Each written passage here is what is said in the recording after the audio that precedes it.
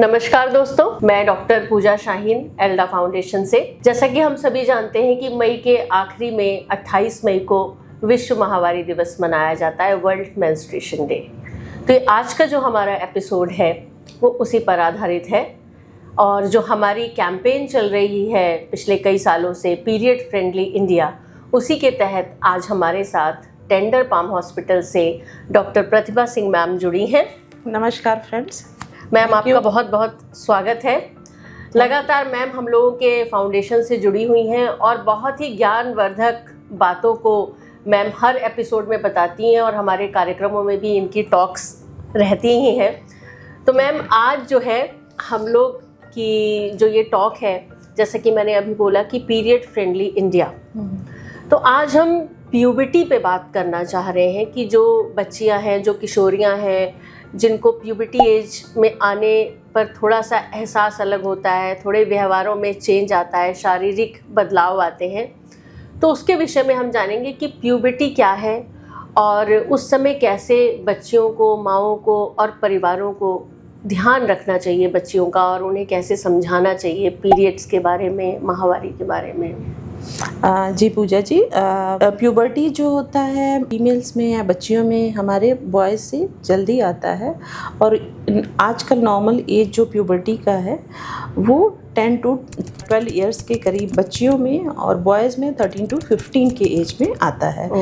और इस टाइम पे बच्चियों में काफ़ी शारीरिक बदलाव आते हैं, जैसे ब्रेस्ट का डेवलपमेंट हो गया, प्यूबिक हेयर्स जो है जननांग है वहाँ पे हेयर्स का आना, एक्जिला में जो है आर्म पिट्स में हेयर्स का आना, और साथ साथ में ये सब सेकेंडरी सेक्सुअल कैरेक्टर डेवलपमेंट के साथ में और इनका पीरियड्स का भी स्टार्ट होता है। पीरियड स्टार्ट इसलिए होता है क्योंकि इस टाइम से अब उनके एग्स की हार्मोन्स रिलीज होते हैं जो कि एग्स के मैच्योरेशन करते हैं। और इस तरीके से इनके यूट्रस जो होता है, जो बच्चेदानी होती है, उसकी लाइनिंग में थिकनिंग स्टार्ट होती है जो कि हर महीने के लास्ट में वो शेड ऑफ होती है अगर फर्टिलाइजेशन नहीं होता है। बेसिकली ये बॉडी प्रिपेयर होती है अपने एडोलेसेंट फेज के लिए। क्योंकि बच्चियां जब इस एज में आती हैं तो अक्सर ये होता है कि जब उनके शारीरिक बदलाव होते हैं तो वो घरों में अपनी माँओं से पूछने में हिचकिचाती हैं।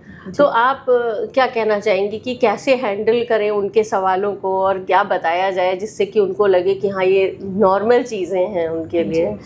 आजकल जो है जो डिजिटल मीडिया आया है और टीवी है, मोबाइल्स हैं, इन सब का बहुत बड़ा योगदान है कि आजकल की गर्ल्स अवेयर हो रही हैं। पहले से उनको चीज़ों को डिजिटल मीडिया के थ्रू ऑलरेडी उन्हें पता होता है, तो वो अपने पेरेंट्स से, इवन स्कूल्स में या अपने पीयर ग्रुप से ईज़िली वो डिस्कस करती हैं और उसके बारे में अवेयरनेस होने की वजह से अब आजकल वो ईज़िली एक्सट्रोवर्ट होके अपनी प्रॉब्लम्स को शेयर करती हैं और उस पर बात करती हैं। और यह जो पीरियड्स है ये नेचुरल फिनोमेना है जी, और ये नॉर्मल है, ये फिजियोलॉजिकल है, ये कोई बीमारी नहीं है।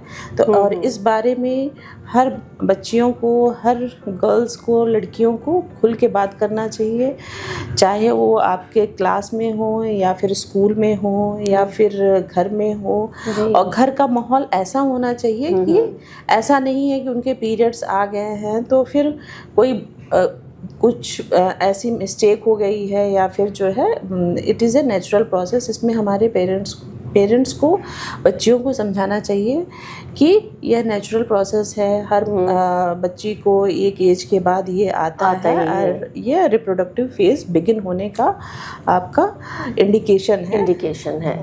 हाँ, बिल्कुल सही है। जैसा कि बताया डॉक्टर साहब ने अभी कि बच्चियों के साथ माहौल थोड़ा फ्रेंडली रखें और उस समय पे किन किन बातों का माँओं को ध्यान रखना चाहिए, पेरेंट्स को और बच्चियों को खुद, जैसे कि क्या खान पान मैम उनका होना चाहिए, साथ में हाइजीन कैसे उनको अपनी रखनी चाहिए और क्या एक्सरसाइजेज वो कर सकते हैं, तो इसके बारे में हमें बताइए।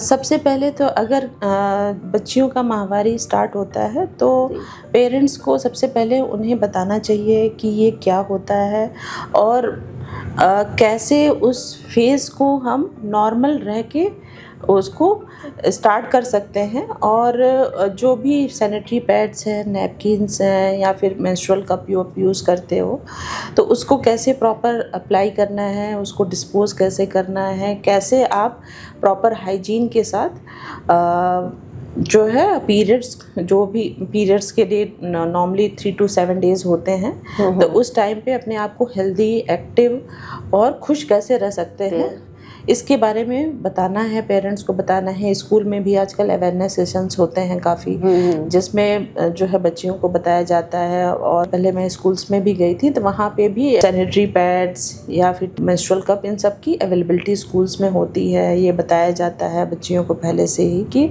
अगर ऐसा कुछ होता है तो आप फ्री होके अपनी टीचर से, क्लास टीचर से संपर्क करके उस चीज़ को यूटिलाइज़ कर सकते हैं।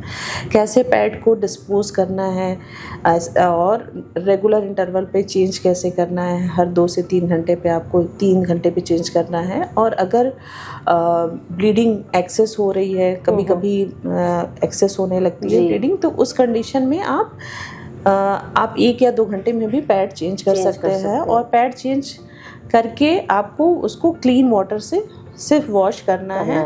कोई जो है सिंथेटिक क्रीम या मॉइस्चराइज़र या फिर कोई भी वॉश ऐसे इस टाइम पे अप्लाई नहीं करना है।